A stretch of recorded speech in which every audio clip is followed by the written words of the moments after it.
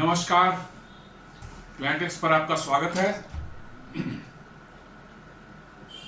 और आपसे निवेदन है प्लांटेक्स को सब्सक्राइब करें, बेल आइकन जरूर दबाएं, हमारी वीडियोस को लाइक करें एंड फ्रेंड्स एंड फैमिली के साथ शेयर करना बिल्कुल नहीं भूलें। दोस्तों, डिफेंस मैन्युफैक्चरिंग अपने देश में पिछले कुछ सालों में 5-7 सालों में 10 सालों में जो आपने देखा होगा काफी तेजी से बढ़ा है। हर तरह के वेपन्स, जी हां, aircraft, helicopters, howitzer guns, armoured personal carriers, small arms, ammunitions, Pinaka rocket, multi barrel rocket launchers, इस तरह के अनगिनत मतलब कि जो है चीजें बननी शुरू हुई हैं। अब बड़े पैमाने पर एक्सपोर्ट भी की जा रही हैं और करीब अभी हमारे देश की जो है डिफेंस प्रोडक्शन 1.5 लाख करोड़ तक के आसपास पहुंच चुकी है, पहुंचने वाली हो। पिछले साल 1.27 लाख करोड़ था, इस साल वो 18% उसका बढ़ने की उम्मीद है, वो पहुंचने वाली है 1.5 लाख करोड़। और इसमें एक बहुत बड़ी तादाद होती है आपके एम्यूनिशंस की, गोले बारूद की। जी हाँ, गोला बारूद भी जो है आपके डिफेंस प्रिपेयर्डनेस का एक बहुत बड़ा हिस्सा होता है।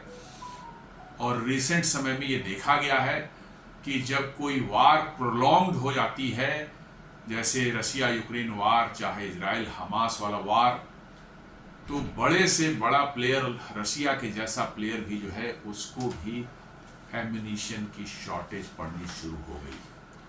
और यूक्रेन को तो सप्लाई करते करते अमेरिका और यूरोप की एम्यूनिशन की जो है स्टॉक्स जो खाली हो गई और बिल्कुल उनके पास जो होविट्जर्स हैं, गोले बारूद हैं, मशीन गन्स के लिए होविट्जर्स के तोप के गोले हैं, टैंक के गोले हैं, रॉकेट्स हैं, मल्टी बैरल रॉकेट लॉन्चर्स के लिए, ये सब उनके स्टॉक्स करीब करीब खाली हो चुके हैं। और इसलिए बड़ी तादाद में उन्होंने भारत से, अमेरिका और यूरोप ने भारत से प्रोक्योर करना शुरू किया गोले और बारूद और रॉकेट्स वगैरह जो है। तो अपने देश में जो है अब तक जो है बन रहा जो सिस्टम था कि हमने आर्म्स को तो तोप बनाने की परमिशन दे दी, मतलब कि जो है ओपन कर दिया कि प्राइवेट सेक्टर बना सकता है, मल्टी बैरल रॉकेट लॉन्चर बनाने का जो है वो बना सकता है,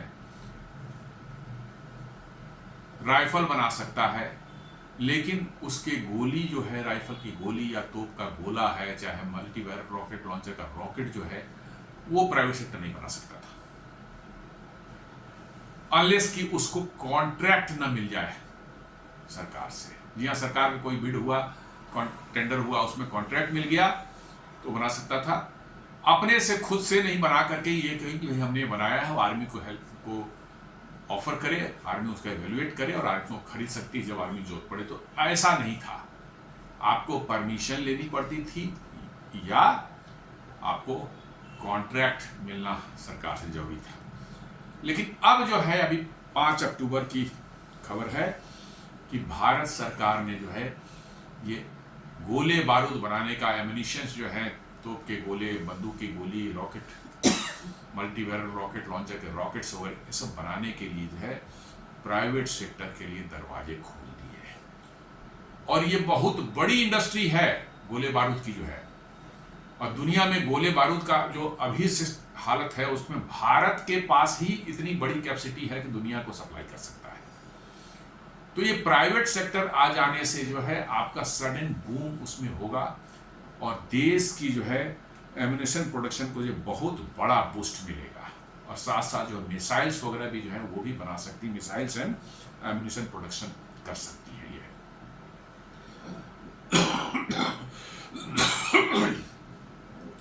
तो आइए आज की चर्चा में इसी पर हम बातचीत करते हैं। 5 अक्टूबर की ये न्यूज है रक्षा मंत्रालय की ओर से, defence ministry opens missile and ammunition production to private sector to boost Atmanirbhar Bharat. जी हाँ, आत्मनिर्भर भारत का जो मिशन चल रहा है उसके तहत ये एक बहुत बड़ा कदम है, खासकर डिफेंस के क्षेत्र में, कि आप गोले बारूद के क्षेत्र में जो है बॉम्ब है, आपको तोप के गोले हैं, बंदूक की गोली, राइफल की गोली है, आपके मतलब कि जो ग्रेनेड्स हैं, आपके मोर्टार्स हैं, डिफरेंट डिफरेंट माने कैलिबर के जो है, हर तरह के जो है एम्यूनिशन जो है भारत अभी बना रहा है। लेकिन अब तक बना रहा था सरकारी क्षेत्र में, ऑर्डिनेंस फैक्ट्री बोर्ड या उसको जब तोड़ करके जो बनाया गया है 7 अलग अलग कंपनियां, उसमें म्यूनिशन इंडिया लिमिटेड है वो बनाती थी। और यदि ये कंपनियां चाहती थी उसको बनाना तो उनसे नो ऑब्जेक्शन सर्टिफिकेट MIL से लेनी पड़ती थी, या इनको कोई भारत मतलब डिफेंस मिनिस्ट्री का जो है कोई कॉन्ट्रैक्ट इनको मिल जाता था, तब ये बना पाते थे। अब ये खोल दिया कि नहीं, आप खुद इनोवेट करें, खुद अपना प्रोडक्ट डेवलप करें, मैन्युफैक्चर करें और ऑफर करें आर्मी, एयरफोर्स और नेवी को, वो इवेलुएट करेंगे और जब उनकी रिक्वायरमेंट होगी तो वो खरीद सकते हैं। ये बहुत बड़ा एक मतलब कदम है और इससे इतनी बड़ी कैपेसिटी भारत में क्रिएट होने वाली है कि समझ सकते हैं दुनिया में आज एम्यूनिशन की जितनी कमी है उसमें जो है आपके यहाँ खरीदने वालों की लाइन ऐसे ही लगी हुई है, आप पूर्ति नहीं कर पा रहे हैं क्योंकि एक लिमिटेड अमाउंट में ही आप एक्सपोर्ट कर रहे हैं, ताकि हम लोग अपने लिए भी एक बड़ा रिजर्व तैयार रखें हमेशा।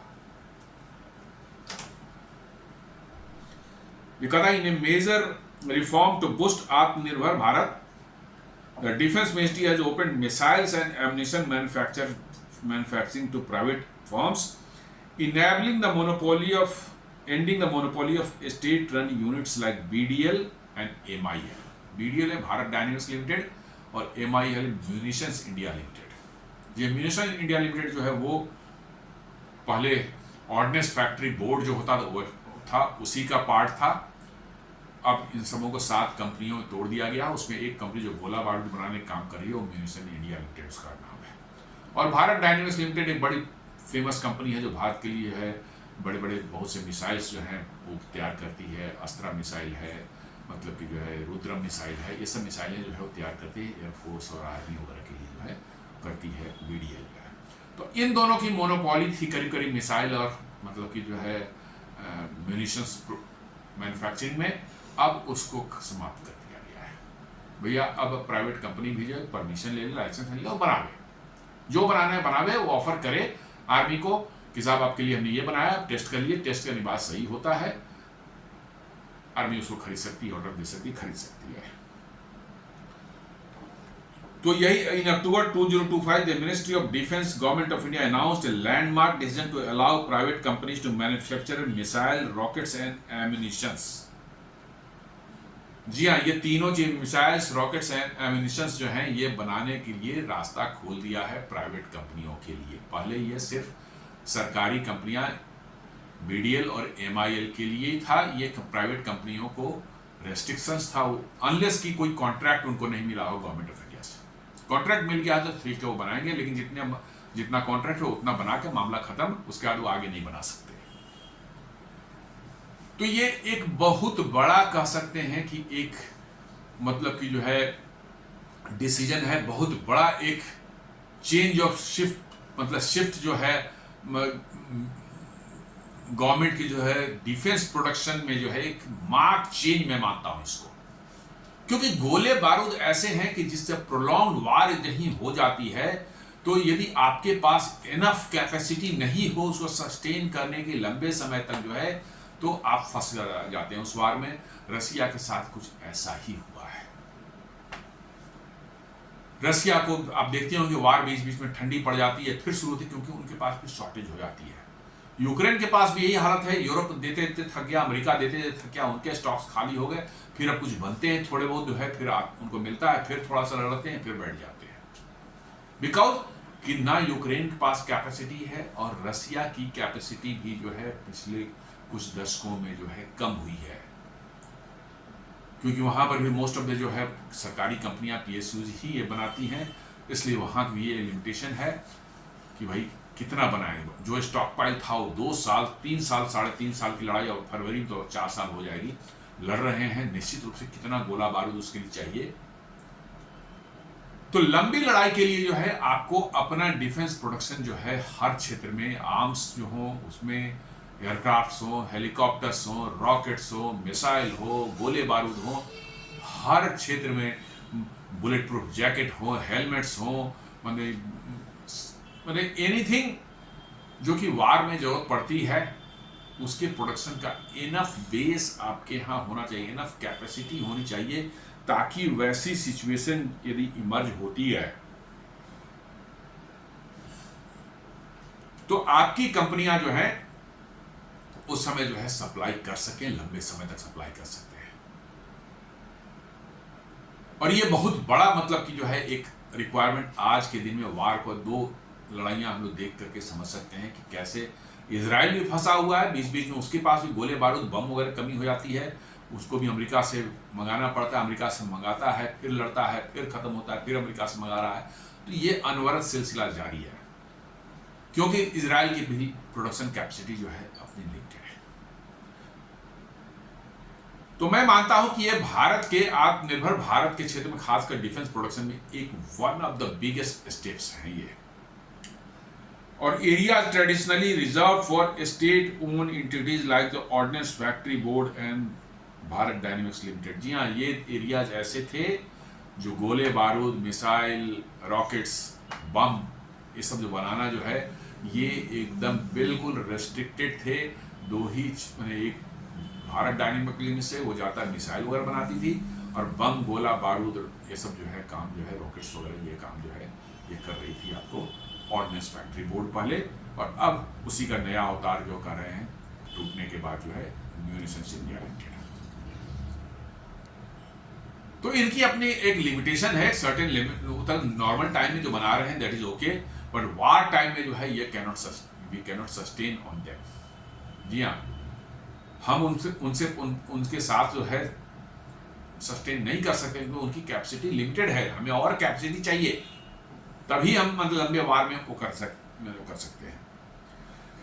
The move aims to enhance self-reliance, आत्मनिर्भर Bharat, boost domestic manufacturing and resolve ammunition shortages faced by the armed forces during prolonged conflict। जी हाँ, यही मैं बोल रहा था। prolonged conflict में जब यदि फंस गए आप, उस सिचुएशन में जो है आपको अपनी प्रोडक्शन कैपेसिटी आपके पास होनी ही होनी चाहिए। थोड़ा सा प्रोलॉन्ग कन्फ्लिक्ट 3-4 महीने का, शायद 2-3 महीने का वो था, आप देखे होंगे, जब 2 महीने का ही हमको लगता है मैक्सिमम था, या 1.5 महीने का रहा होगा। कारगिल युद्ध के दौरान हमारे पास बोफोर्स के हॉविट्जर जो है 155 mm गोले के जो है उसकी कमी हो गई। क्यों? हम बनाते ही नहीं थे, मंगाते थे, बाहर से इंपोर्ट करते थे, और उस लड़ाई के दौरान आपको कमी पड़ गई और आपको इमरजेंसी परचेजेस करने के साउथ अफ्रीका की फर्म ने उसके 4 से 5 गुना ज्यादा कॉस्ट प्राइस लिया। जी हाँ, 4 to 5 टाइम्स ज्यादा पैसे उन्होंने हमसे लिए, लेकिन हमारी मजबूरी थी, वी हैड टू टेक। अब वही गोले बारूद बनाने का भारत जो है 155 mm का मास्टरपीस बन गया, दुनिया में सबसे बड़ा 155 mm हॉविट्जर के गोले बनाने का जो कैपेसिटी भारत के पास में है। क्यों हमने कैपेसिटी बनाई? उस समय हम कैपेसिटी बनाना ही नहीं चाहते थे, पता नहीं पहले की सरकारों को क्या था, न बनाएंगे न प्राइवेट को बनाने देंगे, बस हम अपनी शॉर्टेज क्रिएट करके रखेंगे हमेशा, ताकि हमारी आर्म्ड फोर्सेज जो है हमेशा कमजोर महसूस करें अपने आप को, उनका मोरल डाउन हो और वो कमजोर रहे। जी हाँ, ये सीधी सी बात है। गोले बारूद बनाना कोई बहुत हाई टेक वाला काम नहीं है, मैं सीधी सी बात बोलता हूँ, क्योंकि एयरक्राफ्ट के इंजन बनाने जैसा, चाहे मतलब कि हवाई जहाज बनाने वैसा नहीं है काम ये किया। लेकिन 155 mm के गोले तक हम नहीं बना रहे थे। आप समझ सकते हैं कि भारत की क्या स्थिति थी। और आज हम दुनिया में सबसे बड़े एक्सपोर्टर हैं 155 mm गोले के। जी हाँ, सबसे बड़े एक्सपोर्टर है, अमेरिका ले रहा है, यूरोप ले रहा है।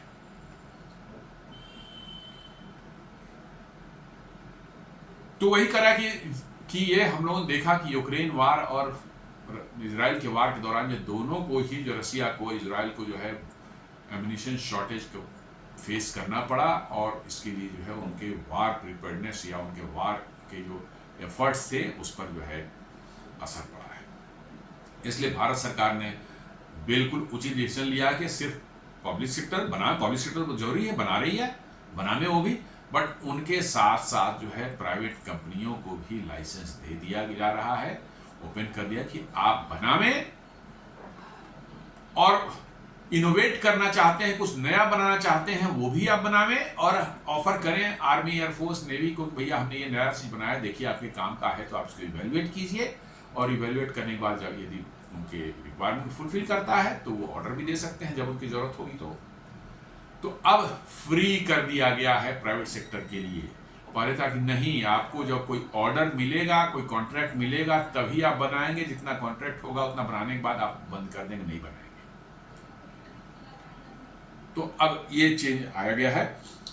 It represents one of the most significant liberalisation of India defence industrial policy since independence. जी हाँ, मैं तो बोल ही रहा था पहले कि मेरे हिसाब से डिफेंस प्रोडक्शन में जो है लिबरलाइजेशन जो हुआ है डिफेंस को, उसका वन ऑफ क्या मोस्ट इंपॉर्टेंट कहते हैं कि लिबरलाइजेशन का डिसीजन लिया गया सिंस इंडिपेंडेंस।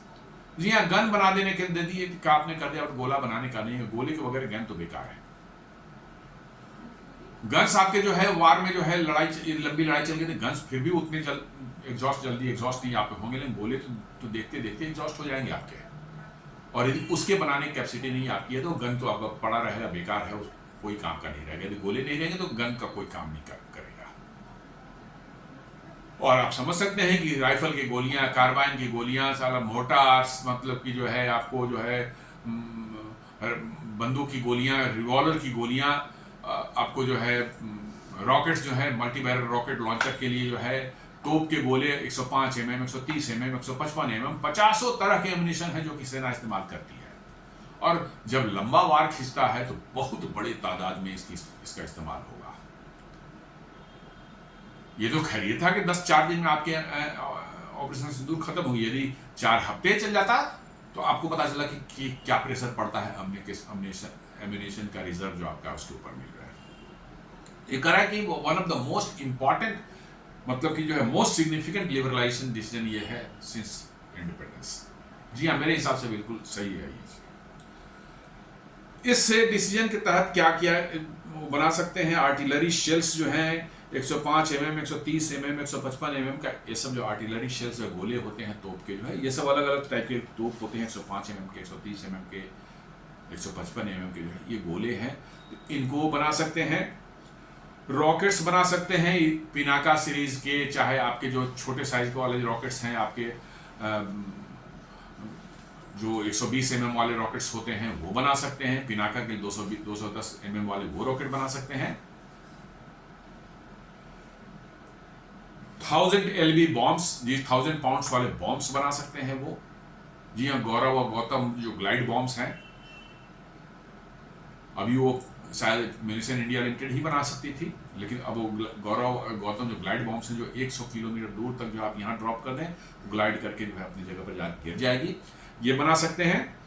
मोर्टार बॉम्ब्स बना सकते हैं, हैंड ग्रेनेड्स बना सकते हैं, small and medium calibre ammunition, जी हाँ राइफल्स और कार्बाइन वगैरह की जो एम्यूनिशन गोलियां होती हैं वो बना सकते हैं। ये सारी चीज़ें खोल दी गई है, अभी तक ये बंद थी उनके लिए, या जब ऑर्डर मिल जाता था डिपार्टमेंट से उतना बना सप्लाई करके जो बंद कर देते थे अपना प्रोडक्शन। अब कहा कि नहीं, आप प्रोडक्शन आप जब चाहे कर सकते हैं, जितना चाहे कर सकते हैं, और जब आर्म फोर्सेस जरूरत पड़ेगी भेज सकते हैं। और एक्सपोर्ट यदि का ऑर्डर आया है, लेजिटिमेट है ऑर्डर आया है बाहर से, तो सेलेक्ट कंट्रीज, ऐसा ना हो कि पाकिस्तान को भेज दें, बांग्लादेश को भेज दें, नहीं, इनको नहीं भेजना है। लेकिन हाँ, इजराइल मांगता है, चाहे और कोई देश मांगता है, अफ्रीकन कोई कंट्री मांगता है, मलेशिया है, सिंगापुर है, जो हमारे मित्र देश हैं, उनको आप ऑर्डर मिले तो आप भेज सकते हैं। यूरोप है, अमेरिका भी है, आप भेज सकते हैं उनको। Additionally the ministry of defence as director defence research and development organisation 2, उन्होंने DRDO को अलग से इंस्ट्रक्शंस भी जारी किए हैं to allow private participation in missile development and integration, not merely production. जी हाँ, ये अलग से एक और इंस्ट्रक्शन जारी किया गया है कि प्राइवेट सेक्टर को आप मिसाइल का डेवलपमेंट और इंटीग्रेशन कैसे होता है, आपके यहाँ जो है कैसे उसका प्रोडक्शन, सिर्फ प्रोडक्शन उनको नहीं बताइए कि लाइसेंस हमने मिसाइल बना लिया और लाइसेंस दे दिया उनको और कि आप बनाओ इसको, नहीं, आप उनको कैसे डेवलप होता है मिसाइल वो भी बताएंगे, और फिर जब वो बन जाए मिसाइल प्रोडक्शन शुरू कर देंगे तो फिर आर्म फोर्सेज इसको सप्लाई करेंगे, आर्मी एयर फोर्स को, तो वहाँ उनके यूनिट के साथ कैसे इंटीग्रेशन किया जाता है ये भी आप उनको बताएंगे। मतलब अब उनको आप ट्रेनिंग पूरी तरह से दे देंगे, पूरी तरह से बता देंगे मिसाइल डेवलपमेंट कैसे होती है, कैसे प्रोडक्शन होता है, और फिर उसको सप्लाई करने के बाद कैसे आर्मी एयरफोर्स नेवी के साथ उसका इंटीग्रेशन होता है। वो भी बहुत कॉम्प्लेक्स प्रोसेस है, क्योंकि उनके एग्जिस्टिंग सारे सिस्टम के साथ उसको जोड़ना पड़ता है, रडार तडार जितने भी उनके कमांड एंड कंट्रोल सिस्टम के साथ उनको इंटीग्रेट करना पड़ता है, ताकि वो सही ढंग से जरूरत पड़ने पर काम कर सके। तो एक तो ये इंस्ट्रक्शन दिया, और दूसरा इंस्ट्रक्शन दिया गया to facilitate technology transfer and co development model for key subsystem such as propulsion, guidance and warheads. साथ में कहा है कि भाई आप उनको टेक्नोलॉजी ट्रांसफर भी करें और उनके साथ मिलकर को डेवलपमेंट भी करें, साथ साथ जो है प्राइवेट सेक्टर को मिला करके डेवलप करें, वो भी पैसे लगाएंगे, आप भी लगाइए, को डेवलपमेंट करें। वैसे क्षेत्र में जैसे प्रोपल्सन, किसी गोला कैसे आगे जाता है, उसके अंदर में कैसे उसको प्रोपेल करने का मैकेनिज्म है, आगे कैसे वो उसको ठेला जाता है फोर्स के साथ में। जैसे अभी आपने सुना होगा कि अब हमारे 155 mm के जो शेल्स होंगे, गोले होंगे, वो रैमजेट इंजन से प्रोपेल किए जाएंगे। जी हाँ, और उनकी रेंज जो है शायद 100 किलोमीटर या 150 किलोमीटर तक हो जाएगी। अभी गोले के अंदर में, उनके अंदर में ही चार्ज भरा हुआ रहता था, बारूद, आपने ट्रिगर किया, वो बारूद जलता था, और उससे जो गैस पैदा होती थी, उससे प्रेशर आया, उस प्रेशर से उसने पुश कर दिया गोले को, और गोला उस प्रेशर से ही जो फोर्स मिला उसके तहत जो है वो जाके 30 किलोमीटर 40 किलोमीटर दूर जाके गिरता था। तो प्रोपल्सन उसके साथ में बना हुआ था, बारूद के फॉर्म में प्रोपल्सन उसके पीछे में लगा रहता है। ये सभी गोले एम्यूनिशन साथ है, आप ट्रिगर करते हैं उसको, वो उसके प्रोपल्सन नीचे में जो बारूद है उसमें आग लगती है, और वो गोला जो है फिर उस झटके से निकल जाता है बाहर, और फिर जहां गिरता है तो उस गोले के अंदर जो बारूद है, आगे में जो बारूद है, उससे दो ब्लास्ट करता है। अब नया IIT मद्रास ने जो है एक नया टेक्निक बनाया है, R&D हुआ है और प्रोडक्शन जा रहा है। उसमें एक छोटी सी मिनिचराइज रैमजेट इंजन लगा दिया जाएगा हर गोले के साथ में। जी हाँ, हर गोले के साथ में एक छोटा सा रैमजेट इंजन होगा जो सॉलिड फ्यूल पर चलेगा, और आपने उसको लॉन्च तो कर दिया, लॉन्च करने के बाद लेकिन जितना पावर उसको मिला है लॉन्चिंग समय, उतने पावर से तो 30 से 35 किलोमीटर दूर जाके गिर जाएगा गोला वो। लेकिन हमको मान लीजिए 100 किलोमीटर पर स्ट्राइक करनी है, 80 किलोमीटर पर स्ट्राइक करनी है, 90 किलोमीटर पर स्ट्राइक करनी है, तो वो इंजन जो है वैसा वो गोला में इस्तेमाल करिए जिसमें रैमजेट इंजन लगा हुआ हो। लॉन्च हो गया गोला, उसका इंजन उसका चालू हो जाएगा, और इंजन चालू हो जाएगा और उसको प्रोपेल करता रहेगा, उसको पुश करते रहेगा, और जाकर के जो है 100 किलोमीटर दूर जाके वो गिरेगा गोला। मतलब छोटी मोटी सब कर सकते हैं, एक मिनिचराइज बहुत छोटी सी मिसाइल टाइप की बन जाएगी। तो उसकी प्रोपल्शन टेक्नोलॉजी जो है वो रैमजेट इंजन है, तो वो तो प्राइवेट सेक्टर नहीं जानता अभी। तो कह रहे हैं वो कि प्रोपल्शन टेक्नोलॉजी उनको बताइए, गाइडेंस कैसे करें। आजकल गाइडेड भी बहुत से रॉकेट्स और मिसाइल्स बन रहे हैं, मिसाइल्स में खासकर जो है, या इवन एम्यूनिशन भी आजकल उसको गाइडेंस दी जा रही है। कैसे गाइडेंस किया जाता है, उसको नेविगेशनल गाइडेंस है या GPS से गाइड कर सकते हैं आप उसको जो है, या इंफ्रारेड इमेजिंग, इंफ्रारेड के को इस्तेमाल करके भी गाइड किया जाता है, टेरेन मैपिंग करके भी गाइड किया जाता है। तो कह रहे हैं कि आप उनको वो टेक्नोलॉजी भी सिखाइए, बताइए। और वारहेड्स में क्या क्या रिसर्च करते हैं, वारहेड्स कैसे बनाते हैं, क्या क्या उसका में ध्यान रखा जाता है, और किस तरह के जो है एम्यूनिशन के लिए किस टाइप का वारहेड्स जो है बनाना चाहिए, हमें लगाना चाहिए उसमें जो है, ये सारी चीज़ें DRDO को, मिनिस्ट्री ऑफ डिफेंस ने कहा कि आप को डेवलपमेंट कीजिए उनके साथ मिलकर इन चीज़ों का, उनको बताइए ये सब चीज़ें कैसे होती है, ताकि वो इंडिपेंडेंट हो जाएं, अपना खुद से इनोवेशन R&D करना शुरू करें और नई नई चीज़ें लेकर के मार्केट में आए। They should not remain dependent on DRDO और कोई सरकारी संस्था के उनको टेक्नोलॉजी डेवलप करके देगा। R&D जो प्राइवेट में भी शुरू हो जाए, this is what government is trying to do. और ऐसा हो जाता है तो मान के चलिए कि एक रिवॉल्यूशन हो जाएगा अपने यहाँ डिफेंस प्रोडक्शन में जो है। एक बार आपने अपने प्राइवेट सेक्टर के हाथ खोल दिए आप देख लीजिए, ड्रोन में आपने छूट खोल दिया। आज के दिन में करीब करीब 400 450 ड्रोन बनाने वाली कंपनियां भारत में हो गई हैं। लॉइटरिंग म्यूनिशन ड्रोन, अनगिनत कंपनियां हैं जो कि बना रही हैं, और उसका भारत के जो है आर्मी, एयरफोर्स, नेवी को सप्लाई कर रही हैं, और उसका बड़े पैमाने पर जो है ऑपरेशन सिंदूर में इस्तेमाल भी किया गया। जी हाँ, बहुत से लॉइटरिंग म्यूनिशन जो हैं उनका इस्तेमाल किया गया, उनके एयर डिफेंस को ध्वस्त करने के लिए, उनके जो है आर्मी एयर बेसेस के रनवे जो हैं उनको ध्वस्त करने के लिए इन सबों का इस्तेमाल किया गया। आपने जैसे ही हाथ खोले 300-400 कंपनियां उस पर काम कर रही हैं। जी हाँ, कुछ उसके कुछ पार्ट्स बना रही हैं, कोई कुछ पार्ट्स बना रही हैं, कोई फाइनल असेंबली करने वाली बन गई है। रोज नए नए एमिनेशंस आ रहे हैं। अब तो ऐसा भी हुआ कि ऐसे भी ड्रोन बना लिए गए हैं, और अभी डीआरडीओ ने टेस्ट भी किया था कि उस छोटा सा क्वाडकॉप्टर टाइप का ड्रोन है, और उससे जो है एंटी टैंक गाइडेड मिसाइल भी फायर करके टेस्ट कर ली गई। आप समझ सकते हैं क्वाडकॉप्टर टाइप का ड्रोन है कि कितना कॉस्ट होगा, 2-4-10 लाख 5-10 लाख रुपये उसके कॉस्ट होंगे, और वो एक एंटी टैंक गाइडेड मिसाइल अपने साथ ले जा सकता है, और टारगेट के 8-10 किलोमीटर पहले से ही फायर करके उसको खत्म कर सकता है और अपने बेस पर लौटा सकता है। कैन यू बिलीव कि ये संभव था किसी भी पीएसयू में? नहीं, सालों लग जाते हैं। चूंकि प्राइवेट कंपनी को आपने छोड़ दी, मैंने ये दे दी, उनके हाथ खोल दिए उस क्षेत्र में। आप देख लीजिए क्या कमाल हो रहा है। वैसे ही ये म्यूनिशन के क्षेत्र में आप देखेंगे 2-3 साल के अंदर में क्या कमाल होता है, कितने तरह के म्यूनिशन आते हैं और कितना इनोवेशन इसमें होता है। Just you wait for 2-3 years. अब देख लें कि रेगुलेटरी फ्रेमवर्क क्या implemented through amendments to the revenue procurement model and defence procurement model. ये मैनुअल, रेवेन्यू प्रोक्योरमेंट मैनुअल और डिफेंस प्रोक्योरमेंट मैनुअल में इसमें बदलाव किए गए, अमेंडमेंट किए गए, तब ये अलाउ हो रहा है, क्योंकि उसमें रिस्ट्रिक्टेड किया हुआ था वो चीज कि प्राइवेट सेक्टर नहीं कर सकता है। The reform removes the earlier mandatory no objection certificate requirement from public sector undertakings, a major procedural barrier to private entry. जी हाँ, पहले था कि हम साहब गोला बारूद बनाना चाहते हैं, हम मान 155 में हम तोप का गोला बनाना चाहते हैं, तो नहीं, हमको पहले म्यूनिशन इंडिया लिमिटेड जो बनाती है वो गोला, उससे हमको नो ऑब्जेक्शन सर्टिफिकेट लेना पड़ता, तब हम बना पाते, और वो नो ऑब्जेक्शन सर्टिफिकेट मिलता नहीं था। फैक्ट यही है। अब उसको कहा कि नहीं, ये इसकी जरूरत नहीं है, ये खत्म कर दिया गया। लेकिन हाँ, सभी फॉर्म्स को जो है कुछ लेने पर industrial and explosive manufacturing licences लेने पड़ेंगे, क्योंकि एक्सप्लोसिव को हैंडल करना, बनाना, उसके लिए आपको विशेष व्यवस्था करनी पड़ती है अपने प्लांट में, सेफ्टी मैकेनिज्म वो करने पड़ते हैं, रिक्वायर्ड मतलब कि स्किल्ड पर्सनल चाहिए, क्योंकि एक्सप्लोसिव ऐसी चीज होते हैं जहाँ कभी भी कुछ भी हो सकता है, तो वो सेफ्टी आपको ये रखनी पड़ेगी। इसलिए इनको industrial and explosive manufacturing licence लेना पड़ेगा।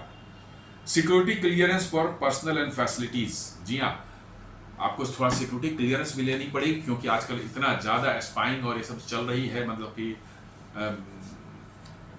आपकी टेक्नोलॉजी को चुराने के लिए, चाहे आपके यहाँ सबोटाइज करने के लिए, हर तरह की। इसलिए जो लोग उसमें काम करेंगे उनका सिक्योरिटी क्लियरेंस लेना पड़ेगा। जैसे एयरपोर्ट पर होता है, एयरपोर्ट पर कोई भी कंपनी, इंडिगो हो, एयर इंडिया हो, स्पाइस जेट हो, वो अपने एम्प्लॉयज़ को वहाँ जो एम्प्लॉय कर ड्यूटी पर लगाते हैं, उनका सिक्योरिटी क्लियरेंस जो है होम मिनिस्ट्री से लेनी पड़ती है, क्योंकि बहुत ही सेंसिटिव एरिया है।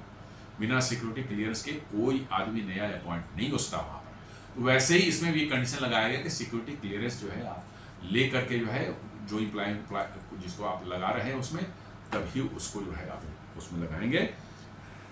And safety certification from MoD and DGQA, director general of quality assurance. जी हाँ, सेफ्टी और क्वालिटी एश्योरेंस इंश्योर करना पड़ेगा, तो आपको उसके लिए भी एमओडी से, मिनिस्ट्री ऑफ डिफेंस, और director general of quality assurance जो भी एमओडी का ही एक पार्ट है, इन दोनों से जो है आपको सर्टिफिकेट लेने पड़ेंगे। आप जो बना रहे हैं चीज़ें, उनको सर्टिफाई कर दिया जाएगा एक बार कि हाँ भाई ये गोला बना रहे हैं, चाहे ये रॉकेट बना रहे हैं, चाहे मिसाइल बना रहे हैं, इसकी क्वालिटी सर्टिफाइड है टेस्ट करने के बाद में। उसके बाद उनको जो होते हैं, एक बार सर्टिफिकेट मिल गई, दे कैन गो अहेड। तो कुछ कंडीशंस लगाए गए हैं सिक्योरिटी एंड सेफ्टी के, ताकि, और क्वालिटी के, ताकि मामला इधर उधर ना हो।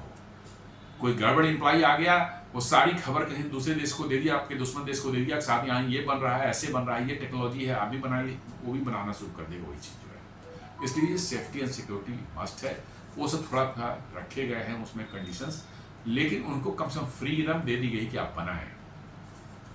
Thus, while entry barriers have been lowered, oversight and regulation remains strict. Entry barrier तो डेफिनेटली जो है कम कर दी गई है, एनओसी आपको नहीं चाहिए, आप बना सकते हैं, लेकिन हाँ ओवरसाइट रखा गया है, नज़र उस पर रखी जाएगी, भैया आप जो कर रहे हो ठीक से कर रहे हो या नहीं कर रहे हो, सेफ्टी जो है उसको पालन कर रहे हो नहीं। एक्सप्लोसिव लाइसेंस आपके पास होनी चाहिए, क्योंकि एक्सप्लोसिव हैंडल करना जो है आसान काम नहीं है।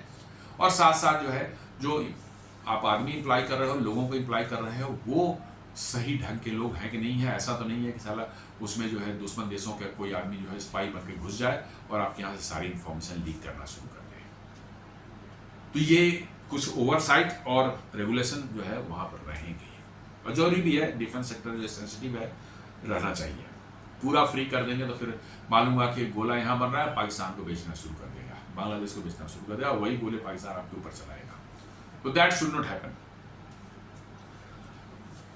अब इसके पीछे क्या कारण है और मतलब कि डिसीजन लेने के क्या कारण है उसको देखा जाए तो एड्रेसिंग एम्यूनेशन शॉर्टेजेस। जी हाँ, the Indian arm forces has faced recurring shortage of ammunition for extended operation. जी हाँ, हमारे पास अभी भी जो है एम्यूनेशन जो है वो बहुत लंबे वार के लिए सफिशिएंट नहीं है। हाँ, 2-4 हफ्ते, 5 हफ्ते, 6 हफ्ते तक चल जाएगा, हो सकता है 8 हफ्ते 10 हफ्ते तक भी चल जाए, लेकिन नॉट बियॉन्ड दैट। और अभी के 2 वार जो हमने देखे हैं वहां पर 2-4 हफ्ते नहीं, 2-4 साल की बात हो रही है। तो वो इसलिए जो है हमने उसको फेस किया है, कारगिल वार में फेस किया था, तो हम इसको समझ चुके हैं भाई एम्यूनिशन शॉर्टेज होने पर क्या होता है। इसलिए जो है एक कारण ये है, और relying on the handful of PSUs to supply bottle to led to the supply bottling and limited surge capacity during crisis. जी हाँ, PSU पर सीट डिपेंडेंस, उनकी अपनी लिमिटेड कैपेसिटी है, अपना काम करने का उनका लेथार्जिक एक तरीका है, तो वो एक तो सप्लाई कर रहे हैं, देरी से कर रहे हैं, उनका लिमिटेड, आपके पास पूरा स्टॉक पाइल नहीं हो पा रहा है। प्लस साथ साथ जो है ये भी देखा गया कि जब सडन सर्ज आता है, यदि कोई ऐसी सिचुएशन आ गई जहाँ सडन आपकी जरूरत पड़नी पड़े, कोई वार हो गया, कोई कंफ्लिक्ट आ गया, उसमें PSUs नहीं मीट कर पा रहे थे। जी हाँ, बिकॉज कि उनका वर्किंग एथिक्स ऐसा है, वर्किंग तरीका ऐसा कि एक्स्ट्रा कैपेसिटी वो बना नहीं सकते। एक्स्ट्रा कैपेसिटी बना के यदि आइडल पड़ा हुआ है तो CAG उस पर क्वेश्चन कर देगा कि साहब कैसे आपने लगा लिए, आपकी जब जरूरत नहीं थी आपने लगाया क्यों। जी हाँ, सरकारी डिपार्टमेंट 3 C's का मैं नाम लेता हूँ, CAG, CBI एंड CBC। इन्होंने सरकारी डिपार्टमेंट्स के और सरकारी PSUs के काम करने के ऑफिसर्स जो होते हैं, वहाँ मैनेजमेंट जो होता है, उनकी तो बिल्कुल बैंड बजा के रखी है। इन तीनों के डर से वो काम ही नहीं करते, डिसीजन ही नहीं लेते। मैं वही एग्जांपल दे रहा हूं यहाँ पर, यदि वो एक्स्ट्रा कैपेसिटी बढ़ा के रखें कि हाँ साहब कहीं एक सडनली देश में वार छिड़ जाए, सडन डिमांड आ जाए, तो उसके लिए हम एक्स्ट्रा कैपेसिटी रखते हैं, तब हम वैसे कंडीशन बनाना शुरू कर देंगे। आप यदि बना के रखे और यदि वार नहीं छिड़ी, तुरंत कभी उसको यूटिलाइज नहीं हुआ, 2-4-5 साल जो है CAG आपके चढ़ बैठेगा, एक मतलब कि जो है ऑडिट ऑब्जेक्शन लग गया, अब जवाब देते रहे अब सालों तक। CAG को तो बिल्कुल बंदी कर देना चाहिए। They are simply nuisance. मैं बता रहा हूँ, मैं काम किया हूँ सरकारी महकमे में, बिल्कुल न्यूसेंस है वो। ऐसे ऑब्जेक्शन लगाएंगे आप पर कि आपको सुनकर गुस्सा भी आएगा और हंसी भी आएगी। आप उनके एम्प्लॉइज को सिर्फ देख लीजिए ना, किस तरह के एम्प्लॉइज हैं, उनका माइंडसेट क्या है। लगेगा कि जब भारत आज़ाद हुआ होगा या उस आज़ादी के और पहले वाला माइंडसेट, आज़ाद होने के जस्ट बाद हुआ होगा, वही वाला माइंडसेट उनका है। उनको सिर्फ ऑब्जेक्शन लगा देना है किसी चीज पर और बैठकर मौज करना है, आप अब जवाब देते रहे। उनका कोई वो नहीं, भैया उनके ऑब्जेक्शन से जो डिले हो रहा है उसकी रिस्पॉन्सिबिलिटी फिक्स ही नहीं की जाती। यदि उन्हें गलत एक ऑब्जेक्शन लगाया है तो उस गलत ऑब्जेक्शन के लिए उनको क्यों नहीं चार्जशीट किया जाए, उनको विजिलेंस केस क्यों नहीं हो, why then they can not be punished. नहीं साहब, वो तो CAG है, उनको क्या करना है भाई। उन्होंने गलत ऑब्जेक्शन लगाया जिससे कारण हमारा काम रुक गया और डिले हो गया, और वो प्रूव हो गया कि उनके गलत ऑब्जेक्शन की वजह से ऐसा हुआ, तो why can't they B punished. नहीं, आज तक हमने नहीं सुना है। मैंने भी 37 साल तक सरकारी नौकरी की, मैंने नहीं सुना। और इनका काम ही है कहीं जाना, 2-4 ऑप्शन लगा करके चलो घर बैठो, 1 महीना जो है टीएडी उठाते हैं, फिर आकर के एक रिपोर्ट बनाएंगे, आपसे कहेंगे साहब इसको दस्तखत कर दीजिए, और 4-5 ऑप्शन लगा करके हो गया, उनकी ड्यूटी ओवर हो गई। यही करते हैं। इसलिए सरकारी जो है कंपनियां, पीएसयू जो है वो फंक्शन नहीं कर पाती, सरकारी डिपार्टमेंट फंक्शन नहीं कर पाता। जब तक उनको फ्रीडम आप नहीं देंगे, nothing will happen.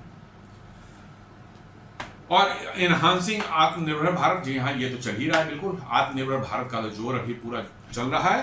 The reform aligns with the government decision of make in India, make for the world. जी हाँ, ये सरकार का जो है बिल्कुल मनो है, मेक भारत में बनाओ, और भारत के लिए बनाओ और दुनिया के लिए बनाओ। तो ये एक उसके तहत भी मैंने अलाइन कर रहा है। उस साथ में जो है India aims to reduce import dependency in critical defence technology and become a global defence exporter. ये पिछले 2-4-10 सालों से जो भारत सरकार की एकदम बिल्कुल नीति बन गई है कि हमें आर्म्स पर, नॉट ओनली आर्म्स बट वैसे सभी क्रिटिकल चीज़ों पर जो है, जिस पर डिपेंडेंसी हमारी रहती है भारत देशों पर, और उससे जो है हम क्राइसिस में आ सकते हैं, कभी भी हमको एक्सप्लॉइट किया जा सकता है। जी हाँ, dependency always leads to exploitation. जी हाँ, और इसलिए वैसे क्षेत्रों से हमको बाहर निकालना चाहिए, हमको अपनी कैपेसिटी डेवलप करनी, हमको आत्मनिर्भर होना चाहिए। तो डिफेंस वैसा ही एक क्षेत्र है।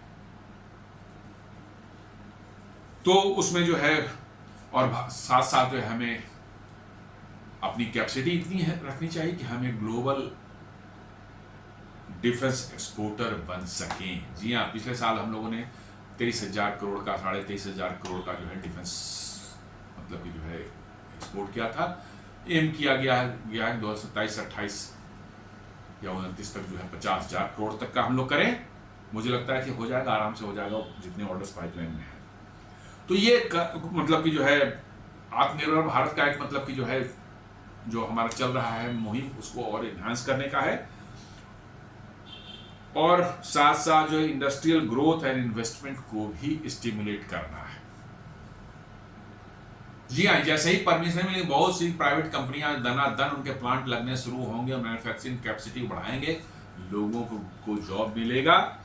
Defence manufacturing is capital intensive, opening to private firm is expected to attract large investment from Indian conglomerates. जी हाँ, बड़ी बड़ी भारत में जो कंपनियां हैं, इंडस्ट्रियल कंपनियां हैं, वो जो है ये कैपिटल इंटेंसिव सेक्टर है, वो पैसा बड़े पैमाने पर लगाएंगी, R&D में इनोवेशन करेंगे, इससे मदद मिलेगी, वो बढ़ेगा R&D इनोवेशन, और create employment and supply chain linkage. जी हाँ, एम्प्लॉयमेंट बढ़ेगी और सप्लाई चेन भी आपका जो है मजबूत होगा, क्योंकि आपकी डिपेंडेंसी आपकी कम हो जाएगी बाहर पर।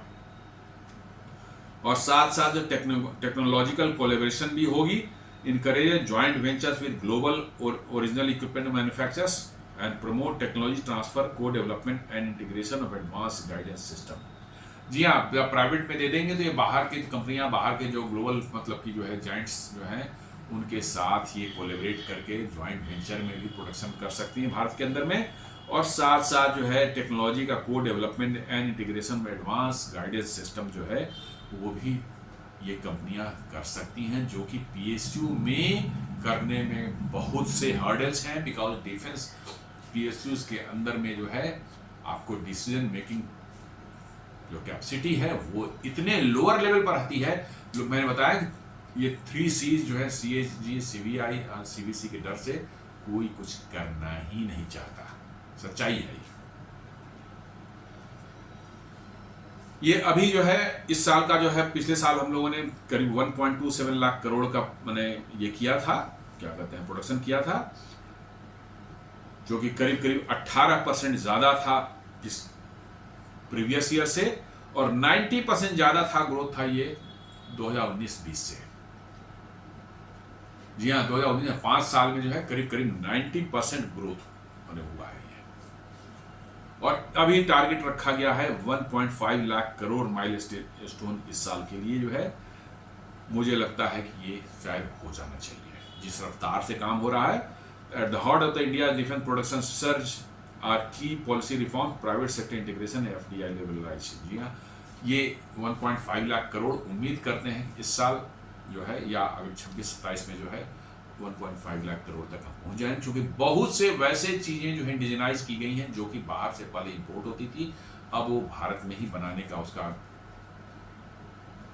डिसीजन ले लिया गया है, और उससे जो बड़े पैमाने पर जो है मैन्युफैक्चरिंग होती है, तो आप देखेंगे कि ये 1.5 लाख करोड़ कोई बहुत ज़्यादा दूर नहीं हो सकता है। इस साल भी हो जाए, नहीं तो अगले साल भी हो सकता है।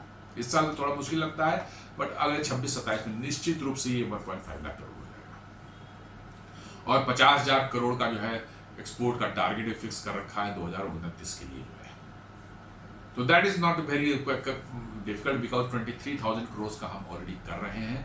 तो और जिस रफ्तार से जो क्वेरीज बढ़ रही है ऑपरेशन सिंदूर के बाद, खासकर जो है इस रफ्तार से क्वेरीज बढ़ रही हैं, ब्रह्मोस की जो क्वेरीज बढ़ रही हैं, इंडोनेशिया से, आपको वियतनाम से जो बातचीत चल रही है, उम्मीद करते हैं कि बहुत जल्दी जो है 50,000 करोड़ पहुंच सकते हैं। अब कैसे इंप्लीमेंट होगा ये? तो licensing and approvals, companies will undergo rigorous licensing, explosive safety and security clearance procedure. जी हाँ, ये तो जरूरी है करना। सिक्योरिटी क्लियरेंस नहीं करेंगे तो गलत लोग घुस जाएंगे, वो स्पाइंग करेंगे दूसरे देशों के लिए, जो आपका पूरा बंटाढार हो जाएगा। एक्सप्लोसिव लाइसेंस लेना जरूरी है, और इंडस्ट्रियल लाइसेंस तो मोरलेस मिल जाती है, उसमें कोई दिक्कत नहीं है। एक्सप्लोसिव लाइसेंस मिल जाती है, that is not very big. Oversight by MoD, DRDO and DGQA ensures adherence to defence standards. जी हाँ, ओवरसाइट ये रखना पड़ेगा, थोड़ा मॉनिटरिंग रखनी पड़ेगी, ताकि जो भी सामान बना रहे हैं वो हमारे जो सेना है उनकी रिक्वायरमेंट के हिसाब से क्वालिटी स्टैंडर्ड्स को मैच करती हो। सब स्टैंडर्ड क्वालिटी नहीं चलेगी। पार्टनरशिप मॉडल में जो है DRDO development cum production partner model allow joint design and manufacture. जी हाँ, डीआरडीओ का एक डेवलपमेंट कम प्रोडक्शन पार्टनर है। डीआरडीओ बनाती है, अपना डिजाइन करती है, और एक डेवलपमेंट को डेवलपमेंट के लिए पार्टनर चुन लेती है, और उनको डिजाइन ट्रांसफर कर देती है, या उनको जो इन्वॉल्व कर लेती है डिजाइन स्टेज में ही, कि आप आए अपना इनपुट दें उसमें। To allow joint design and manufacture. जी हाँ, ज्वाइंट डिजाइन और मैन्युफैक्चर करने के लिए कहा जा रहा है उनसे कि भैया उनको नॉट ओनली प्रोडक्शन के लिए आप लाइसेंस दे दें और मैन्युफैक्चर करें, बट वो डिजाइन स्टेज में भी जो आपके साथ इन्वॉल्व रहे प्राइवेट वाले, ताकि उनमें भी वो कैपेबिलिटी डेवलप हो जाए कि वो खुद से इनोवेशन और R&D करना शुरू करें। ये होगा इसमें। Enable private firms to contribute from the R&D stage onwards. जी हाँ, R&D बहुत खर्चीला बिजनेस होता है, इसलिए प्राइवेट कंपनियां नॉर्मली इसको अवॉइड करती है, लेकिन जब डीआरडीओ का साथ उनको मिल जाएगा, उनको जो है R&D पर बहुत ज़्यादा खर्च नहीं, थोड़े बहुत खर्च करने पड़ेंगे, लेकिन बहुत ज़्यादा नहीं खर्चना। तो R&D कैसे होता है, उस स्टेज से ही आप एक बार इन्वॉल्व कर देंगे उनको, तो एक अपना उनका ओन इकोसिस्टम आगे बनाने में उनको आसानी होगी, और खुद वो R&D उनका इन हाउस R&D शुरू हो जा सकता है आगे।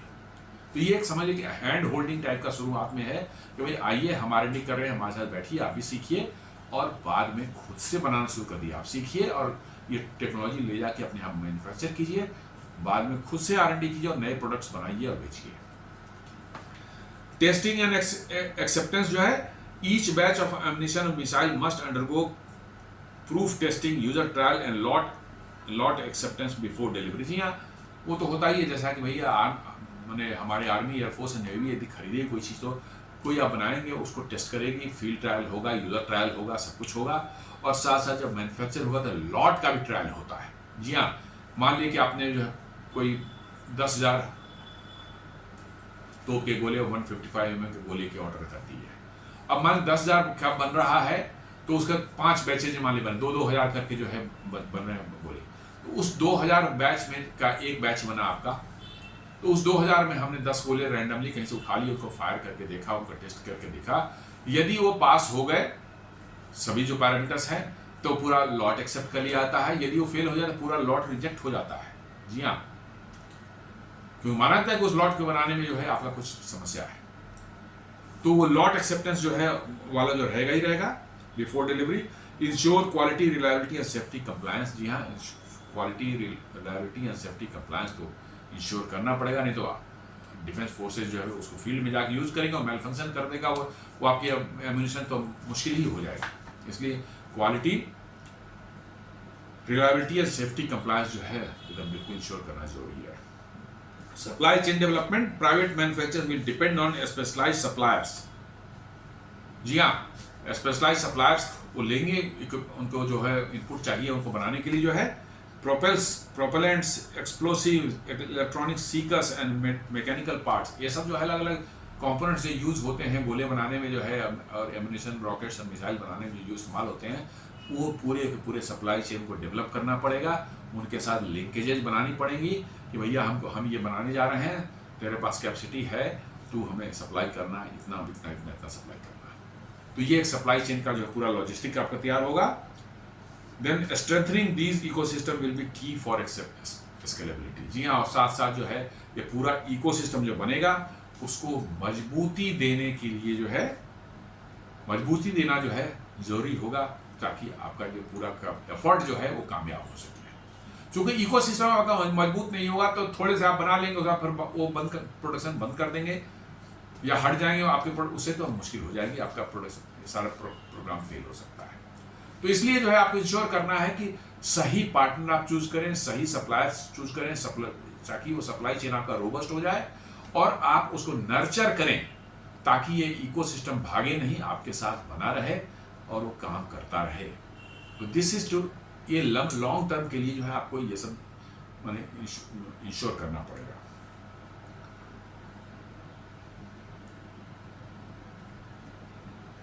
अब इसका इम्पैक्ट क्या पड़ने वाला है हम पर, क्या इसका असर होगा हमारे उस पर जो है, the multiple private vendors can expand capacity faster than PSU alone. जी हाँ, सडन कैपेसिटी हमारी बढ़ सकती है, प्रोडक्शन कैपेसिटी, क्योंकि पीएसयू में बड़ी लेथार्जिक डिसीजन मेकिंग है, और मतलब वो जो सीबीसी, सीबीआई और सीएजी के डर से जो है वहाँ पर डिसीजन मेकिंग जो है संभव नहीं हो पाता, लंबा प्रोसेस है, ये होगा वो होगा, यहाँ डिसीजन है, उतने फाइलें मूव कर दी, तो कैपेसिटी बढ़ाना संभव नहीं। इसलिए प्राइवेट सेक्टर से आने से आपकी कैपेसिटी खटाखट बढ़ेगी, इसमें तो कोई दो मत नहीं है। Reduces dependence on imports and accelerates domestic readiness. जी हाँ, अब आपका बाहर पर जो है डिपेंडेंस जो है आपका कम करता है, और डोमेस्टिक रेडीनेस को जो है वो मतलब कि जो है एक्सेलरेट्स करता है, भाई आपकी रेडीनेस जो है एकदम बिल्कुल तेजी से तैयार हो रही है। Private players likely to benefit major Indian defence firm like Adani defence, Reliance defence, Tata advance system, Solar industry, Larsen Toubro जो है, ऐसे बहुत सी कंपनियां हैं जो कि आपको इसके कारण उनको फायदा हुआ, क्योंकि इस क्षेत्र में जो है वो काम ऑलरेडी कर रहे हैं। कल्याणी डिफेंस वगैरह जो है ऑलरेडी बना रहे हैं, गन्स बना रहे हैं, तोप बना रहे हैं। टाटा एडवांस डिफेंस ऑलरेडी तोप बना रहे हैं, लेकिन गोले नहीं बनाने की परमिशन थी उनको। एल&टी जो है आपके लिए ऑलरेडी होविट्जर बना रहा है, ट्रैक्ड होविट्जर 155 mm का, लेकिन गोले नहीं बनाने की परमिशन थी। अब वो होविट्जर भी बनाएंगे और गोले भी बनाएंगे।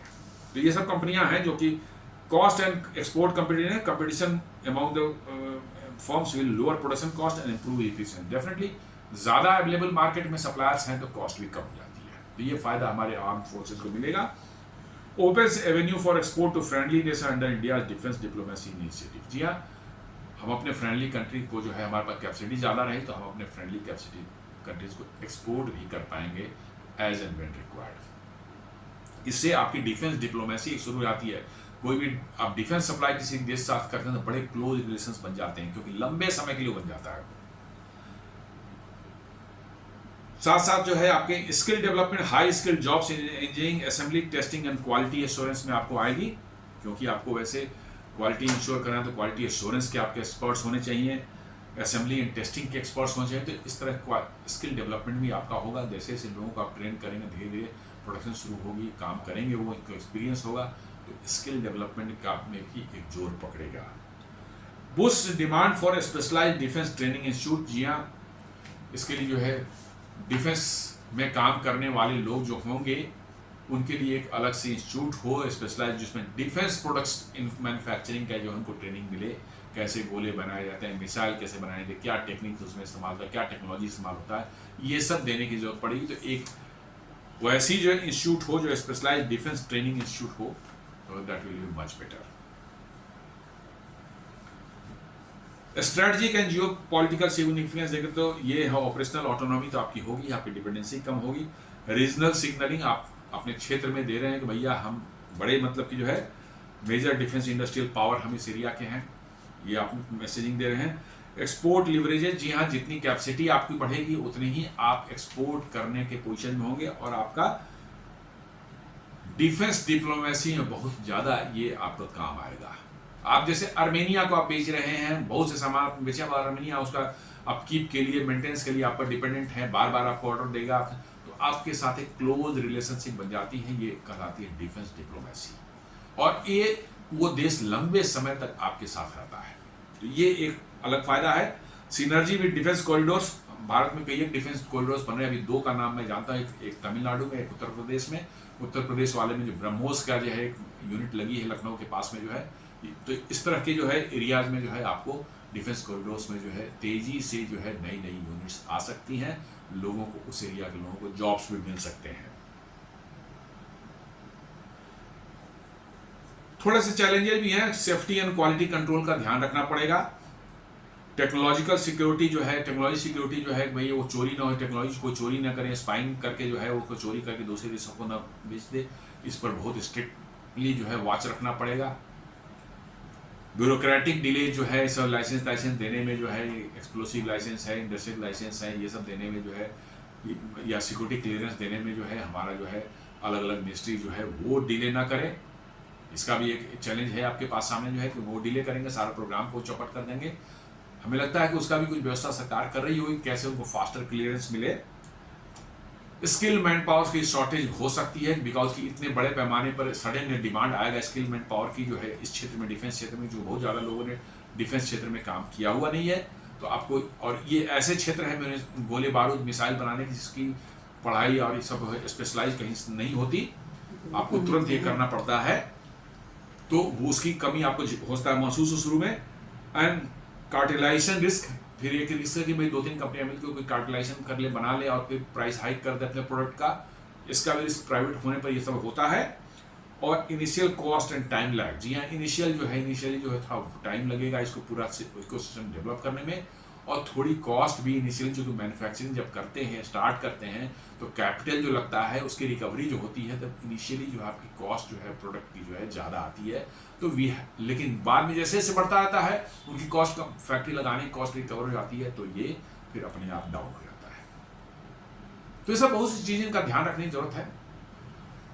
तो दोस्तों, ये छोटा सा एक विश्लेषण था आज, कैसे भारत सरकार ने जो प्राइवेट कंपनियों को गोले बारूद मिसाइल रॉकेट्स बनाने की परमिशन दे दी है, जो पहले नहीं थी।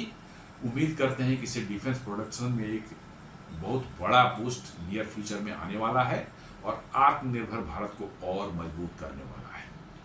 तो ये वीडियो आपको उम्मीद करता हूँ पसंद आया होगा। आप इससे रिक्वेस्ट है कि सर हमारे वीडियो को लाइक करें, फ्रेंड्स एंड फैमिली के साथ शेयर करें, हमारे चैनल को सब्सक्राइब करें और बेल आइकन दबाना बिल्कुल नहीं भूलें। धन्यवाद।